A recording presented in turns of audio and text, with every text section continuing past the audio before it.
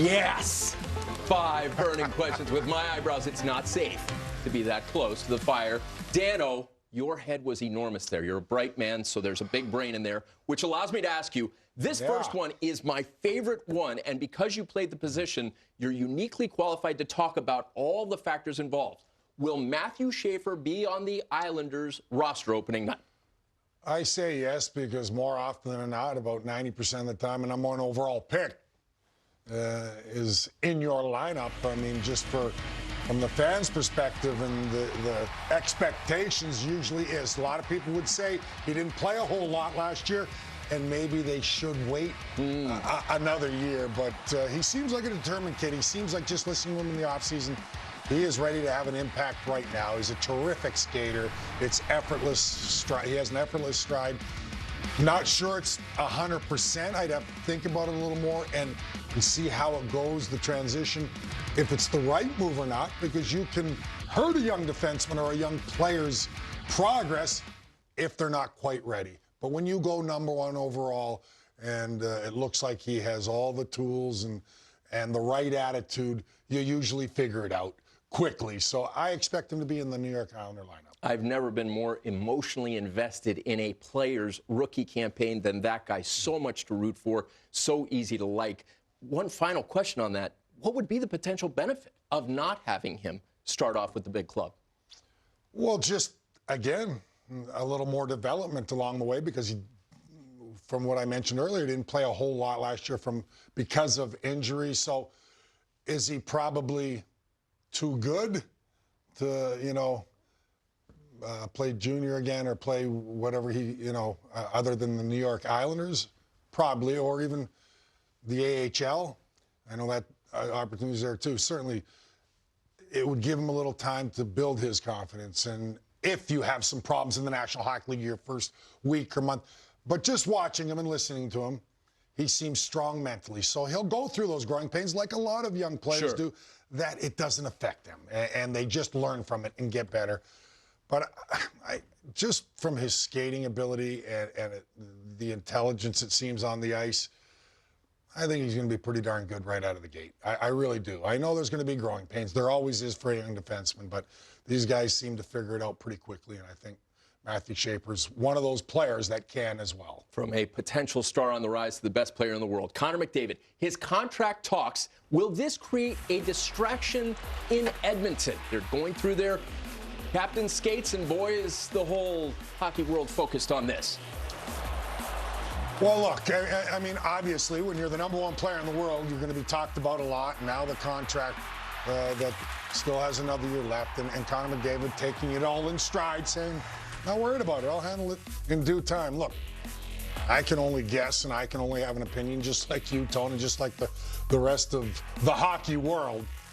But I always read between the lines and a few little statements a guy makes and whatever. I want to win in Edmonton.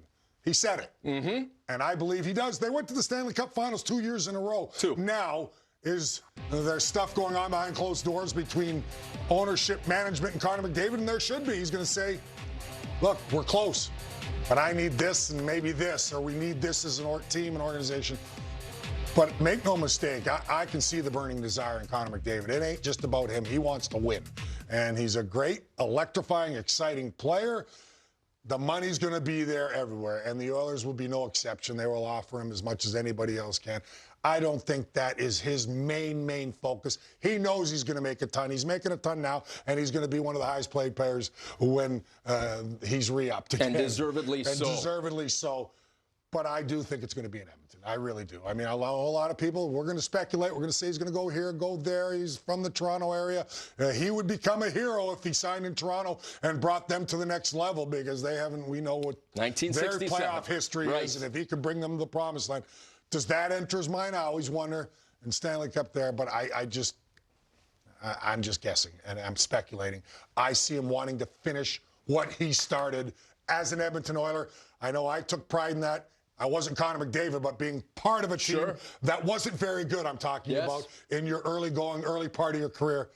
I'm going, no, I want to be the little part of the solution I was. He's a big part of the solution, that we're going to see this through, and we're going to be champions. And I think Connor McDavid kind of feels that way. The word patience is often used in describing the McDavid situation. Which big name, Dano, will be next to sign an extension with their team?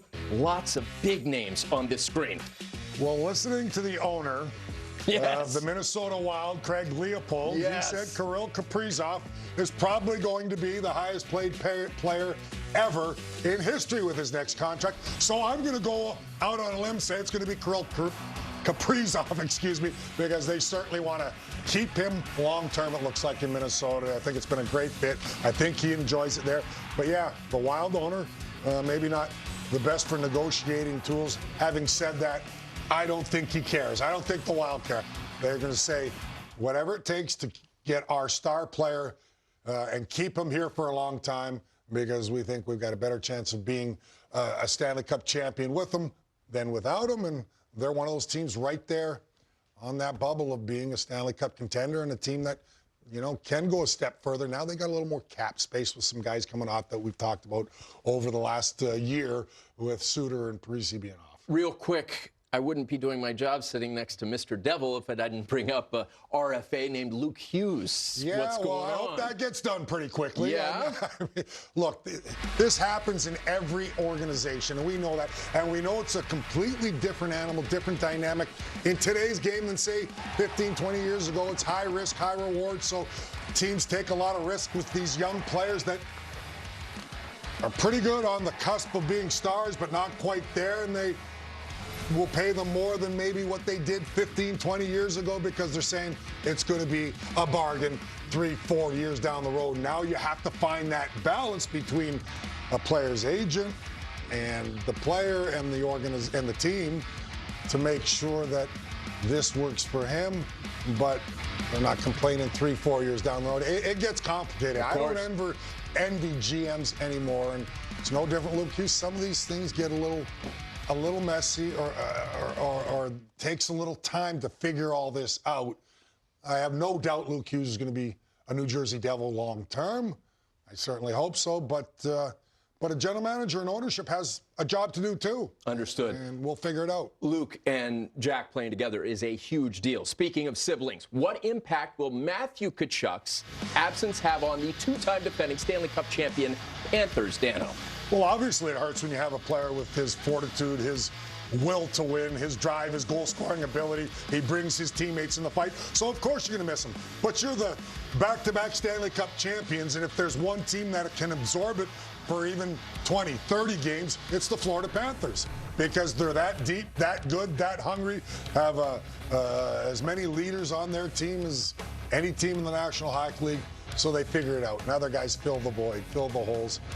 But, yeah, if you're going to three-peat, rest them up, get them healthy, and they'll need Matthew Tkachuk down the stretch and going in the playoffs. He's a terrific player. Yeah, if you play against him, opponents hate him to death. But you certainly want him on your team. Oh, yes, you do. But the Florida Panthers, like I said, not many teams can sustain a star player being out for an extended period. If there's one team that can, it's the Florida Panthers. How about, of all the coaching changes, which new coach will make the biggest impact on his new team this season? Yeah, there's a lot of new ones. There are. Certainly, and a lot of good guys changing, whether changing teams or coaching new teams. 9. Some of the looks of the coaches, and some great ones. Mike Sullivan, Stanley Cup winner and longtime Penguin coach. Rick Tocchet, going back to where it all started for him as a player in Philadelphia. I think he's going to be a real nice addition and do a nice job there. Will some of these young guys, Dan Muse, be any good and get the job done or help the Pittsburgh Penguins anyway in their transition? But the one guy that stands out to me is the guy at the top of the list. Okay. Joel Quenneville, because he's a 3-time Stanley Cup champion. With the Hawks. And he's got a ton of great young talent to work with. Mixed in with some veterans, nice veterans that general manager, my former teammate, Pat Verbeek, has added to give them that leadership and lead the way with the Trubas and the Kreiders from the New York Rangers and the Gudises on the back end. But it's, make no mistakes, it's this young core here that's when you become a playoff team, when you become a contender, it's the young group. When is that young core ready to take that step? They showed strides last year, the Anaheim Ducks. Now they have to believe they can take the step, but you need a guy behind the bench, a leader that can do that for you. who better than Joel Quenneville can teach you those habits you need, game in, game out, practice in, practice out every day to consistently understand what it takes to win on a nightly basis. This league is hard. It's hard to win. The competitive balance is at an all-time high. It's a win here, win there. That's the difference of being in the playoffs and having that chance to vie for a Stanley Cup.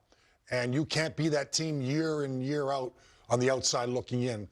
But I think the Ducks maybe are ready to take that step, and I think they got the guy behind the bench that can do it. There's a lot of hope there in Anaheim.